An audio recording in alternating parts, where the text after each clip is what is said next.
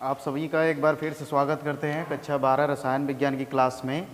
आज का हमारा टॉपिक है लोहे के प्रकार या आयरन के प्रकार। जो लोहा होता है उसमें कुछ मात्रा में कार्बन उपस्थित होता है, जिसके आधार पर लोहे को 3 वर्गों में बांटा गया है: ढलवा लोहा, पिटवा और इस्पात। ठीक है, इसमें अलग अलग मात्रा में कार्बन की मात्रा होती है। ठीक है, तो कार्बन की मात्रा के आधार पर इनको यानी लोहे को इन वर्गों में बांटा गया है, यानी 3 प्रकार के लोहा होते हैं। पहला ढलवा, दूसरा पिटवा, तीसरा इस्पात। अब हम देख लेते हैं कि किसमें कितना % क्या क्या चीज़ें होती है। जो ढलवा लोहा होता है, इसमें जो आयरन होता है 93 से 94% लोहा होता है, 2 से 4% कार्बन होता है। ठीक है, बाकी जो शेष बची उसमें कुछ अशुद्धि होती है, जैसे सिलिकॉन, फास्फोरस, सल्फर और मैग्नीज की। ठीक, चलिए इसमें अगला पॉइंट समझ लेते हैं कि जो कच्चा लोहा होता है उसमें रद्दी लोहा, कोक और कैल्शियम कार्बोनेट को मिला के इसको एक भट्टी होती है जिसे हम बोलते हैं क्यूपोला भट्टी में इसको गर्म करके तैयार करते हैं। ठीक है, क्यूपोला जो भट्टी होती है वह वात्या भट्टी की तरह ही होती है, पर वात्या भट्टी से थोड़ा छोटा होती है। उसी में रद्दी लोहा, कोक और कैल्शियम कार्बोनेट को मिला के गर्म करते हैं तो हमारा ढलवा लोहा प्राप्त होता है। ठीक है, ये जो लोहा होता है वह कठोर होता है और भंगुर होता है। भंगुर का मतलब ऐसा पदार्थ जिसको पीटने पर वह छोटे छोटे टुकड़ों में टूट जाता है, उसे बोलते हैं भंगुर। कठोर का मतलब ये काफ़ी कठोर होगा, पर इसे तोड़ेंगे तो छोटे छोटे टुकड़ों में टूट जाता है। ठीक है, जो ये ढलवा लोहा होता है उसका हम वेल्डिंग नहीं करते हैं। इसका प्रयोग कहाँ कहाँ करते हैं, जैसे कि कोई भी मशीन है उसके फ्रेम में यूज करते हैं, पाइप बनाने में यूज करते हैं, और किसी मेन होल का ढक्कन इत्यादि को बनाने में इसका उपयोग होता है। ठीक है, इस ढलवे लोहे का जो गलनांक होता है वह 1200 डिग्री सेल्सियस होता है, इसका गलनांक। ठीक है, तो ढलवा लोहा में आपको इतना पॉइंट्स जानना है। पहला पॉइंट क्या था कि इसमें 93 से 94% आयरन, 2 से 4% कार्बन होता है, और शेष जो होती है सल्फ़र की, मैग्नीज की, सिलिकॉन की, फास्फोरस की अशुद्धि होती है।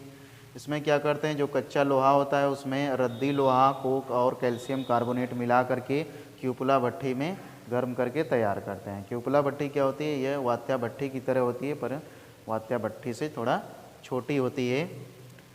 ये जो लोहा होता है काफ़ी कठोर और भंगुर होता है, इसका हम वेल्डिंग नहीं कर सकते हैं। इसका प्रयोग पाइप बनाने में और कोई मेन हॉल है उसके ढक्कन को बनाने में प्रयोग किया जाता है। ठीक है, चलिए ये हमारा ढलवा लोहा समाप्त होता है। अब हम बात करते हैं पिटवा लोहा का।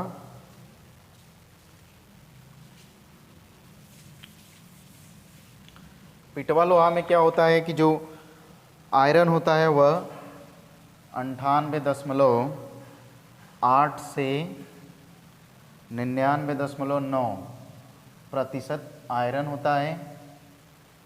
ठीक, और 0.1 से 0.25% का कार्बन होता है। बाकी शेष क्या होती है, अशुद्धि होती है। कौन कौन सी अशुद्धि, वहीं जैसे ढलवा लोहा में था सिलिकॉन, फास्फोरस, मैग्नीज, इन सब का। इस भट्टी को बनाते हैं परावर्तनी भट्टी में। इस भट्टी को कहाँ तैयार करते हैं, परावर्तनी भट्टी में। इसका जो गलनांक होता है वह 1500 डिग्री सेल्सियस होता है। ठीक है, जो ढलवा लोहा था उसका था 1200 डिग्री सेल्सियस, जो पिटवा लोहा होता है उसका गलनांक जो होता है 1500 डिग्री सेल्सियस होता है। हम इस लोहे का वेल्डिंग कर सकते हैं। इसका जो उपयोग होता है वह लोहे के चेन बनाने में प्रयोग होता है, दरवाजे बनाने में प्रयोग होता है इस लोहे का। किस लोहे का, पिटवा लोहे का। ठीक है, चलिए अब अगला है हमारा तीसरा इस्पात। जो इस्पात होता है इसमें जो आयरन होता है वह 98 से 99.8% आयरन होता है, और 0.25 से लेकर के 1.5% कार्बन होता है, बाकी शेष क्या होती है, अशुद्धि होती है। इस्पात का जो निर्माण होता है वह किससे होता है, ढलवा लोहे से होता है। ढलवा लोहे को बनाने में कई विधियों का प्रयोग किया जाता है, जैसे बेसेमर विधि, सीमेंस मार्टिन की विधि और विद्युत विधि। ठीक है, तो आज के हमारे टॉपिक में हमने ये कवर किया लोहे के प्रकार। लोहे के प्रकार में कार्बन की उपस्थिति के आधार पे, यानी कार्बन की मात्रा के आधार पे लोहे को हमने 3 वर्गों में बांटा, ढलवा लोहा, पिटवा लोहा और इस्पात। इन सब के बारे में हमने थोड़ा थोड़ा जान लिया शार्ट नोट के टाइप में। ठीक है, तो ये हम इस पार्ट को यहीं पे समाप्त कर रहे हैं। आगे जो हमारा पार्ट है उसको हम अगले क्लास में बताएंगे, फिर भी हम थोड़ा सा उसके बारे में कुछ इंट्रोडक्शन दे देते हैं जो है। ठीक है, चलिए तो अगला पार्ट को हम देखते हैं। इसको हम फिर से शुरू से बताएंगे, पर यहाँ पे इंट्रोडक्शन थोड़ा सा बता दें क्या है। पी ब्लॉक के तत्व, पी ब्लॉक के तत्व। ठीक है, आपने आवर्त सारणी को देखा होगा, इस टाइप से बनी होगी।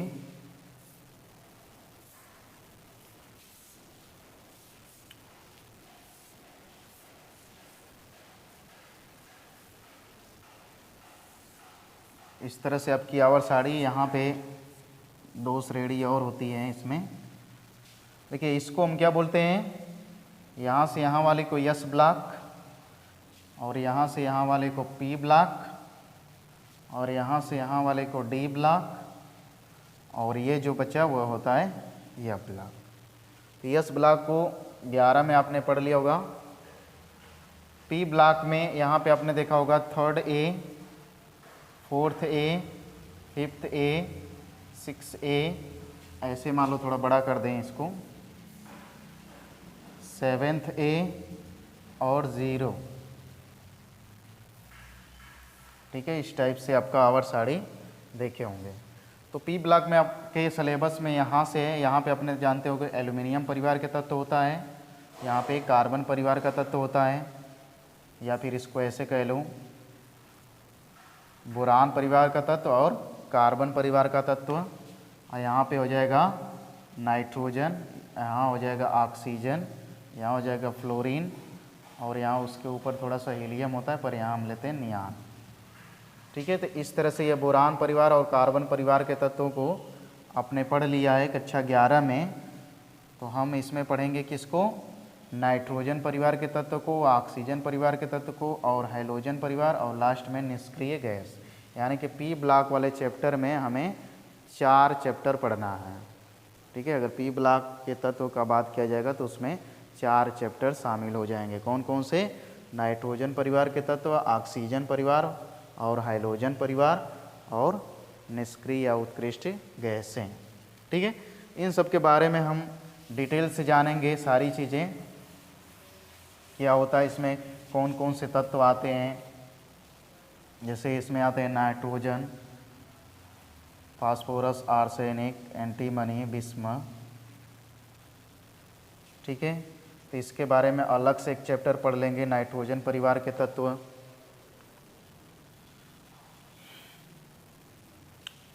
तो इसमें जैसे इनका परमाणु क्रमांक लिखेंगे, इनका इलेक्ट्रॉनिक विन्यास क्या होता है इसके बारे में जानेंगे, इसकी कितनी संयोजकता होती है, इनकी क्या गुण होती है, आवर्त में बाएं से दाएं जाने पर क्या होता है, वर्ग में ऊपर से नीचे जाने पर क्या होता है।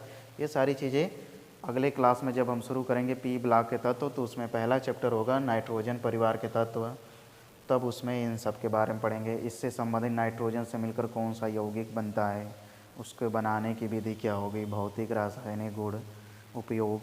उसी तरह फास्फोरस के जो यौगिक होंगे उसको पढ़ेंगे। ठीक, इसमें आर्सेनिक, एंटीमनी, बिस्मथ का कोई यौगिक नहीं पढ़ना है आपको, बस नाइट्रोजन और फास्फोरस का। उसी तरह अगले चैप्टर में जब आएगा ऑक्सीजन परिवार के तत्व, तो ऑक्सीजन परिवार में जो जो तत्व आएंगे बस सब हो जाएंगे।